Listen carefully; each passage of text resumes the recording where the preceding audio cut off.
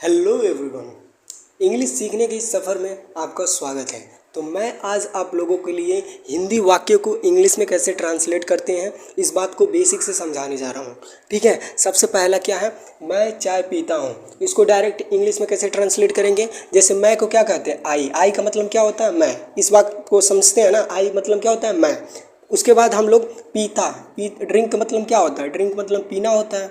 ठीक है, I drink चाय, चाय को क्या कहते हैं, टी। तो वर्ड मीनिंग अगर आपको मालूम है तो बहुत आसानी से आप इंग्लिश बोल सकते हैं, पूरे आसानी से। देखिए, मैं चाय पीता हूँ, आई ड्रिंक टी।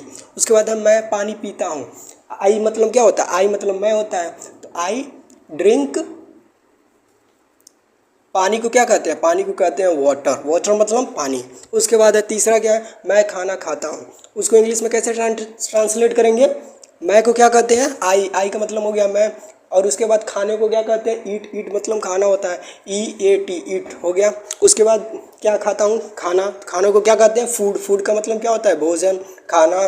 ठीक है, मैं पढ़ता हूँ को इंग्लिश में कैसे ट्रांसलेट करेंगे। समझ में आ रहा है, समझ में आ रहा है आप लोगों को। देखिए क्या मैं बता रहा हूँ कि हिंदी वाक्य को इंग्लिश में कैसे ट्रांसलेट करना है। समझ में आ रहा है ना, बहुत ईजी चीज़ है। इसको आप थोड़ा वर्ड मीनिंग तो याद करना ही पड़ेगा।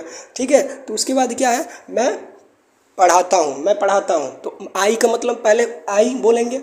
उसके बाद पढ़ाने को क्या कहते हैं, पढ़ाता को हो जाएगा टीच, TEACH, टीच। ठीक है, मैं पढ़ाता हूँ, आई टीच। इतना आसानी से बनता है। ठीक है, जैसे मैं दौड़ता हूँ, आई मतलब मैं हो गया, दौड़ना को रन, रन मतलब दौड़ना। ठीक है, उसके बाद क्या है, मैं स्कूल जाता हूँ, तो आई मतलब क्या होता है, मैं। पहले आई लिख देंगे। उसके बाद जाने को गो मतलब जाना होता है। ठीक है, गो कहाँ जाता हूँ, स्कूल, तो गो टू स्कूल। ठीक है, समझ में आ रहा है क्या कर रहे हैं कि हम लोग पहले आई मतलब मैं लिख दें। मैं को आई का मतलब क्या होता है, मैं होता है। ठीक है, समझ में आ रहा है ना आई का मतलब मैं हो गया, तो आई हो गया। उसके बाद आई, मैं बाज़ार जाता हूँ, तो आई का मतलब मैं हो गया। उसके बाद गो मतलब जाना होता है, आई गो टू मार्केट। कहाँ जा रहे हैं, मार्केट जा रहे हैं, मार्केट मतलब बाज़ार।